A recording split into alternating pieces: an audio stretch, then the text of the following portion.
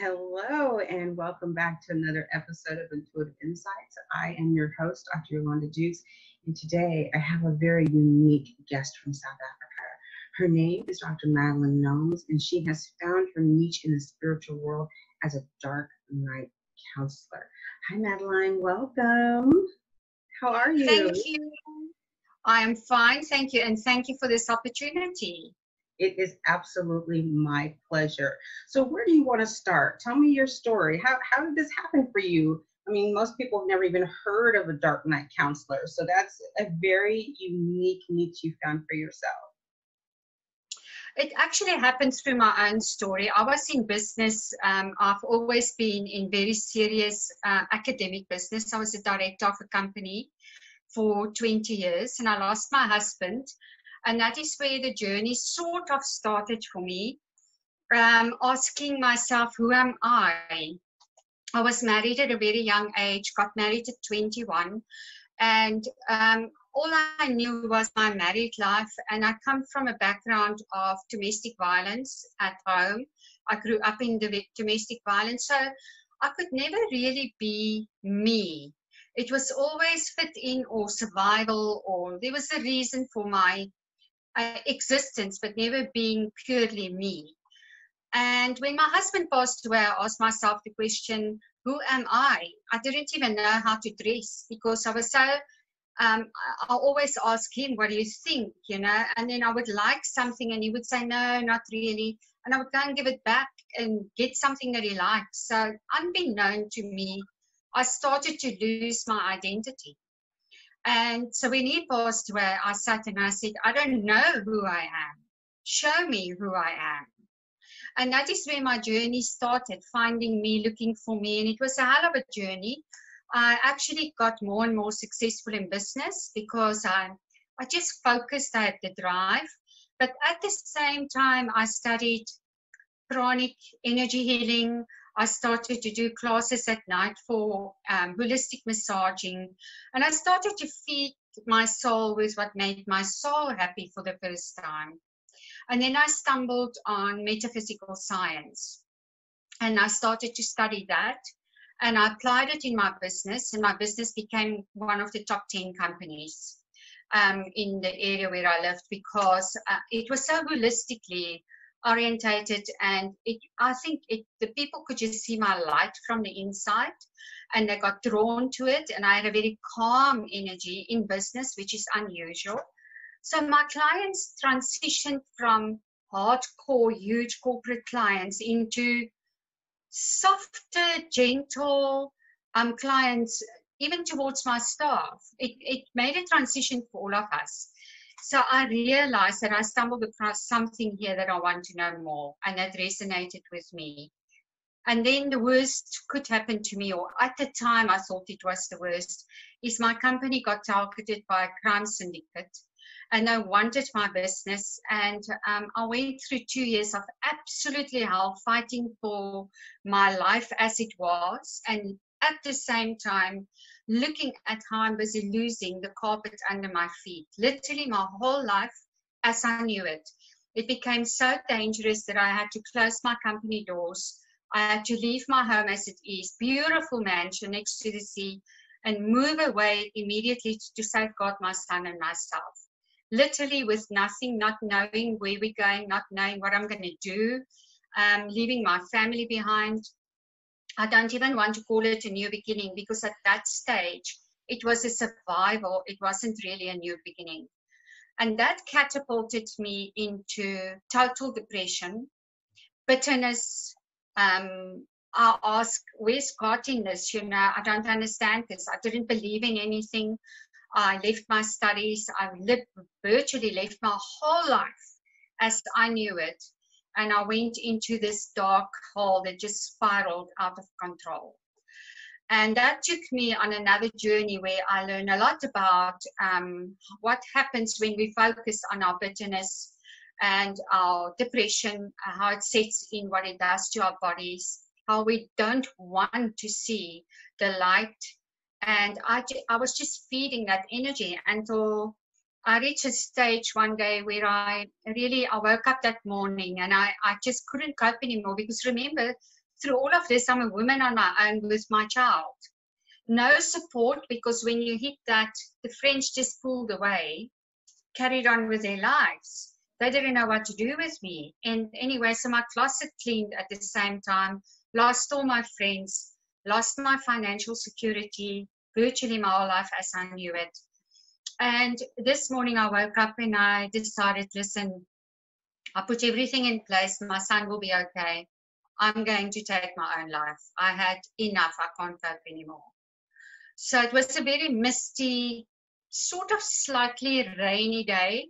And I drove to a beautiful spot next to the sea.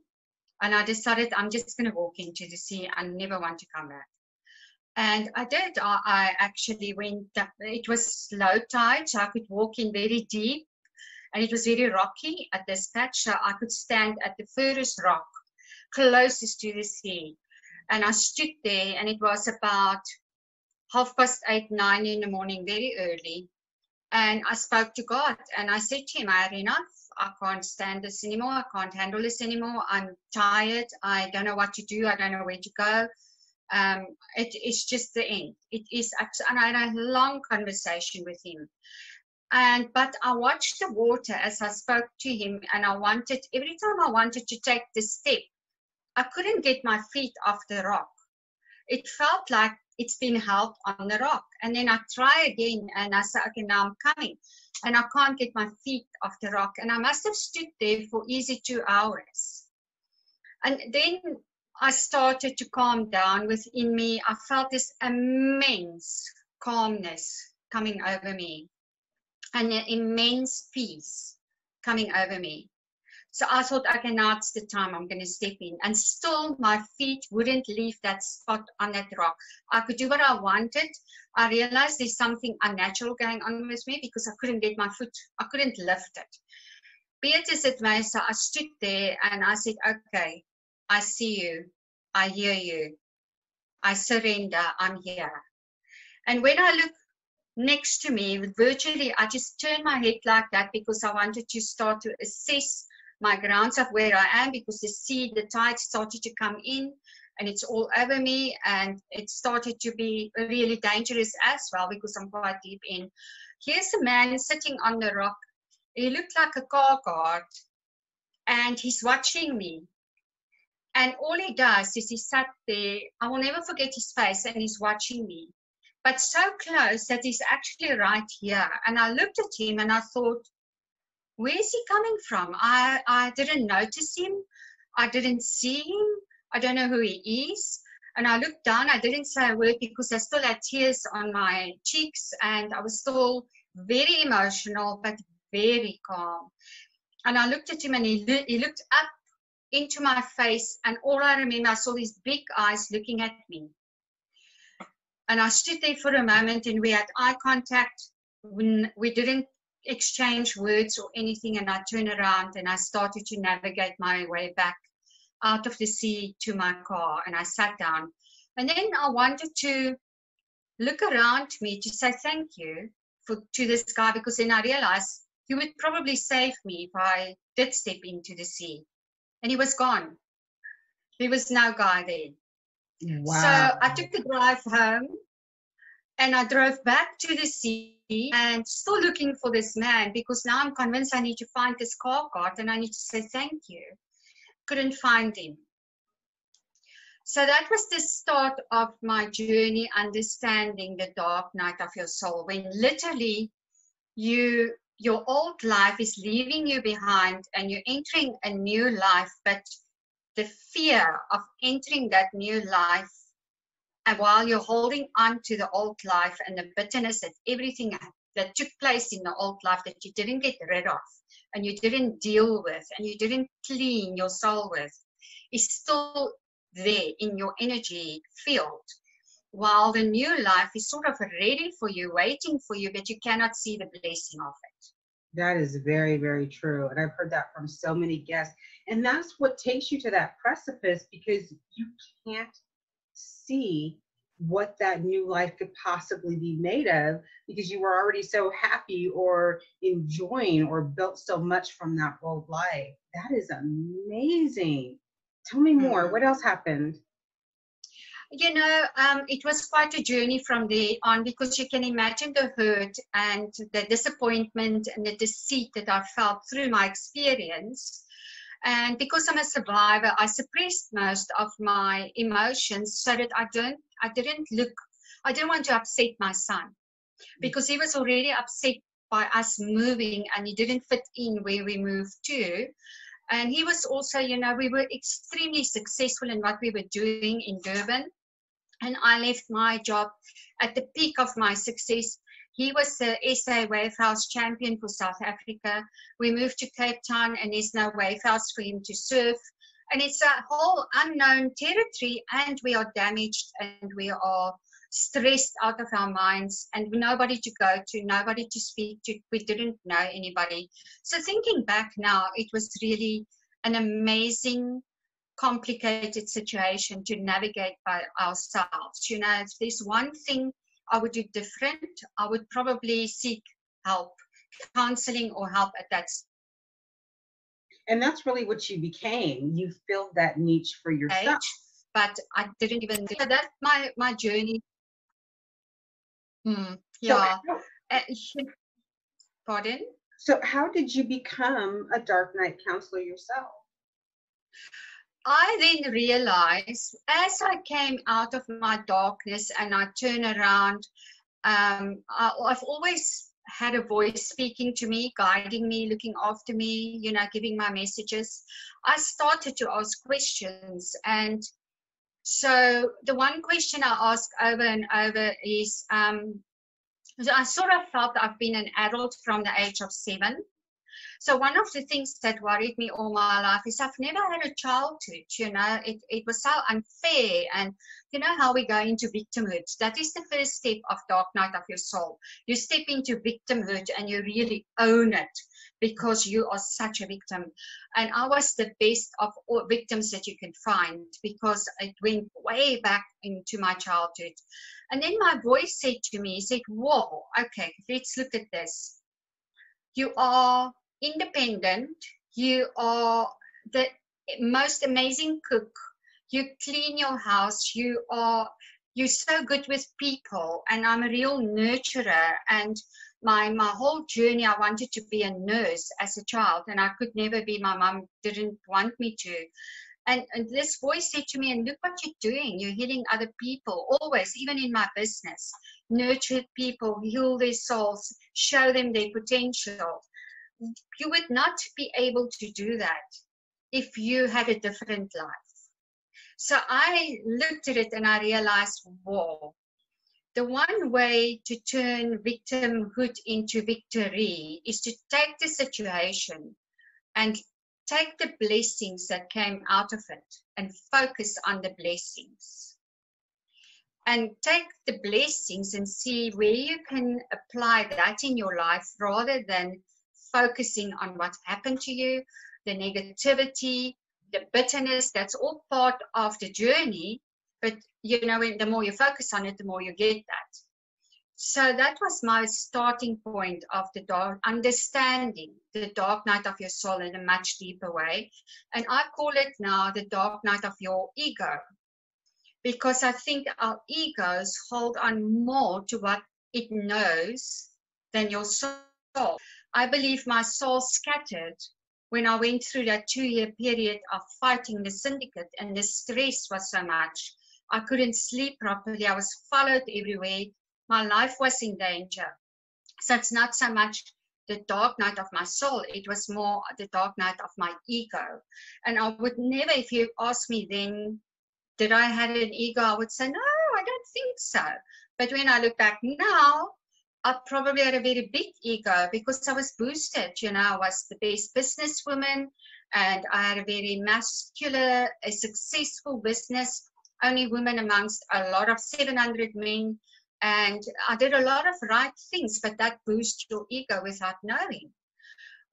So this whole experience brought me back into my soul of who I really am, what my purpose is in life, and where I can assist and help others to find theirs. And that is the blessing that I see out of the situation. And funny enough, today it came to me again.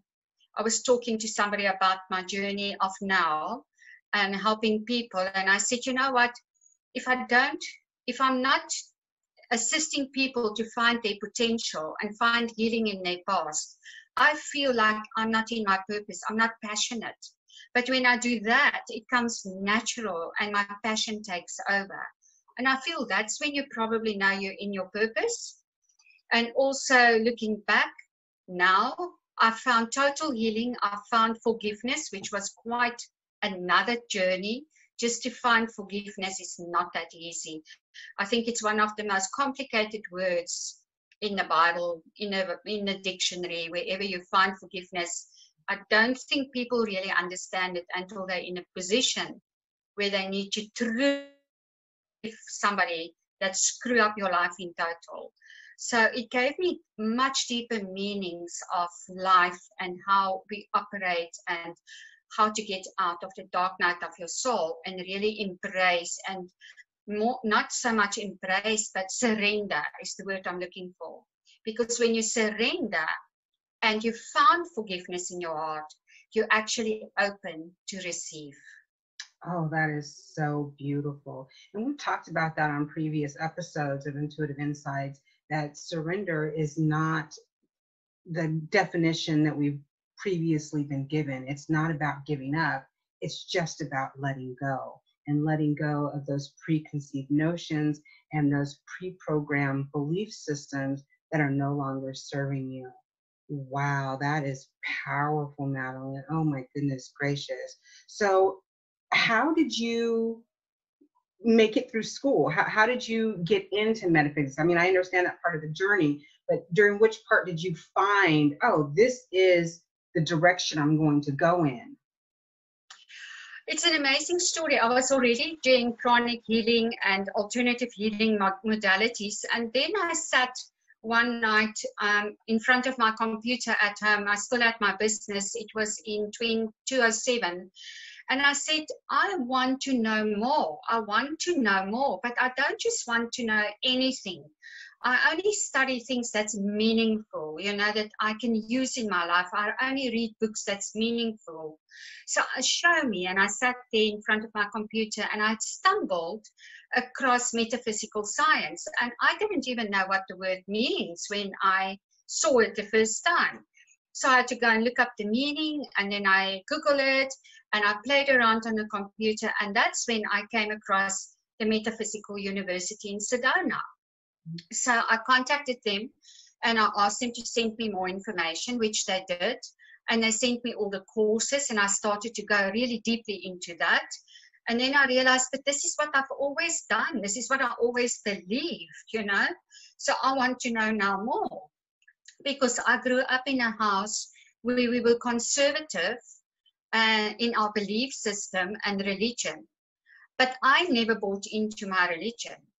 And I was a rebel when it came to religion because I didn't believe in the rules, and I didn't believe in what I saw and experienced of being in church, but Monday they start again in the old patterns, and Sunday we go to church and we forgive each other, and Monday we start again, and I have no problem with that.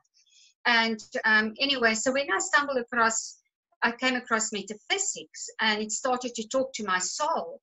And I always said it starts from the inside. Your relationship with God is from the inside. It's a private, personal relationship that you build. And that's what I've built when I was a child, and I grew up with domestic violence. My only way I could cope after a night of listening and watching fights between my parents, keeping my siblings safe, sitting in the garden, make sure they're okay, jumping in between two adults and make sure they don't kill each other. The only place I could go to afterwards when we eventually went to bed is I went up, and I always saw myself as going to sit on God's lap. And I called him my father. And I could speak to him, and he would say to me, don't worry, you will be okay. You will be okay. And that's how I cope with my situation. So my belief system was way different.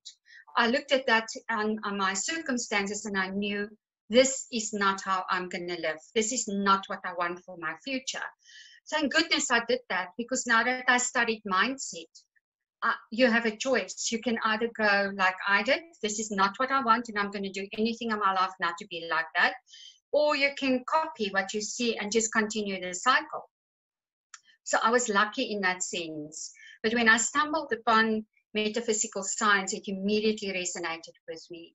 And I started to do my work and enjoy that. By then, I already read all the books that there was available about it without knowing it. So I could just apply my knowledge.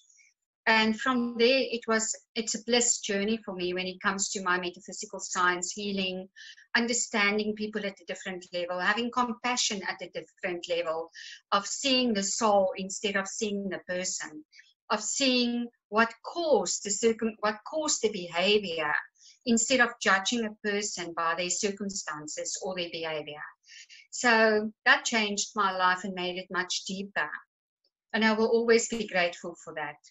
Wow. Oh my goodness. How beautiful. And I can definitely relate to that, because in my work as a past life regressionist, I definitely see the souls. And, you know, the reasons behind why they're living the life that they're living has become so completely profound and so completely transparent to me that it's just beautiful. I mean, to know and understand that each and every living human being, living creature, every tree, every leaf, every raindrop is all part of the Creator does not fit in any sort of religious model, because I too could not deal with that. And I got a lot of backlash from my family. You know, how could you not believe this? You know, how dare you be such a disgrace to God? But it's not out of disgrace that we seek an alternative.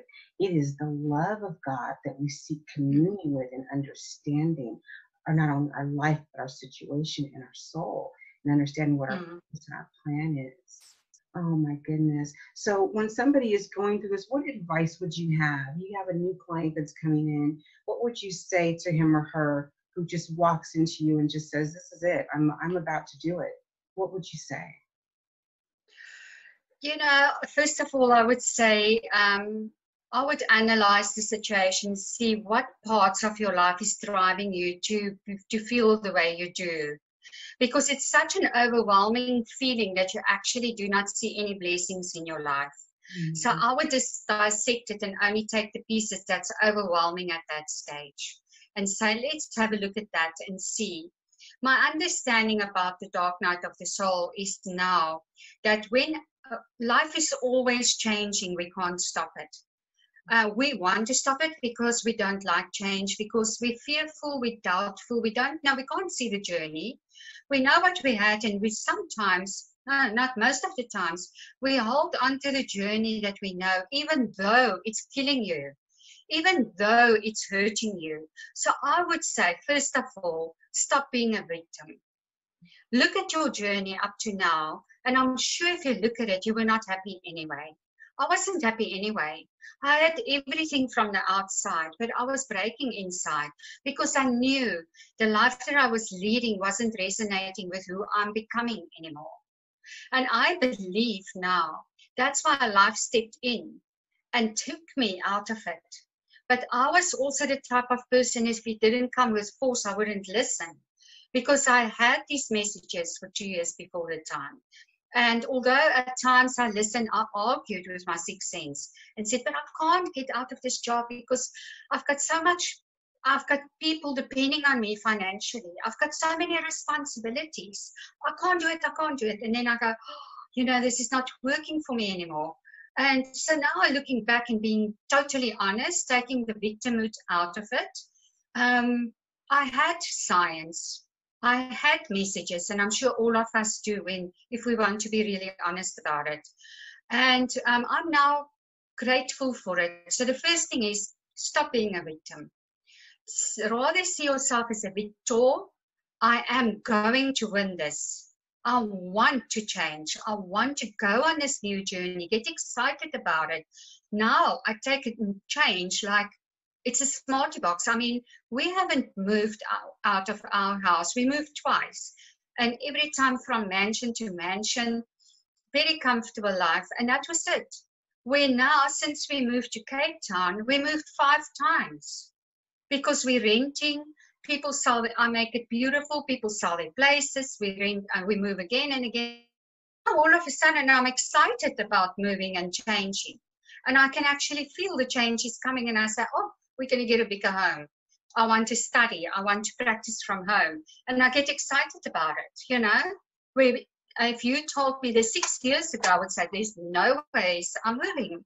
So the reason I'm mentioning this is these are the simple little things that holds us back, that we think it's important to us. We don't want to embrace these little things, but actually they're there for a bigger purpose. They actually mean nothing. If you go with the flow, you're in the middle of the river and it will take you there much easier. But we hold on to the side of the river and we receive all the crap all the time coming on the side instead of being in your flow. So then being the victor is looking at the situation through different eyes. What's the blessing in here? Where do I really want to go? What is my vision for my future? How can I step into it? What are the plans that I can make for it to succeed and to start happening to me? And the next thing is then, of course, surrender. And I mentioned these, like, they sound like steps, but they're not only steps, they are massive steps to take when you're in it. There's lots of emotional turmoil going into each one to really find your sweet spot where you can say, I surrender. It took me 4 years to find forgiveness. And believe me, I've done every recipe that there is by writing forgiveness, the people's names, burn it. Writing them each a letter, burn it. Speak to God, burn it. I've done all of that. But you know what? Then one day I said, the longer I hold them in my heart or allow them space in my mind and my heart, that's the longer it will take me to move forward. Because it's like this voice said to me, what made you successful before? And I said that in my car, I will never forget it. And I said, my belief in the future and my belief in God. And then that same voice said to me, so what is holding you back now? And I realized it was the lack of believing in my future and the lack of believing in God. I was so cross with him. I thought he left me. Mm-hmm. And that was the ultimate change for me. And then I could sit and say, okay, I'm finding forgiveness in my heart. And when you get your forgiveness in your heart and not into practices and procedures that you follow, but in your heart, it's a process on its own, because you're literally purging that bitterness, the hate, the resentment. You're purging it out of your body. And after that, you feel empty, you feel clean, and you're ready to receive. And now your cup is starting to fill up from goodness and not half goodness and half toxicness. Oh, wow. Madelaine, I just want to thank you so very much for sharing your story. It is deep and powerful. And for those out there watching and listening, just remember, when you stand in your presence, you can receive the presence of the universe. Thank you very, very much. Such a pleasure. Thank you. I really thank you from the bottom of my heart. Oh, thank you for being here.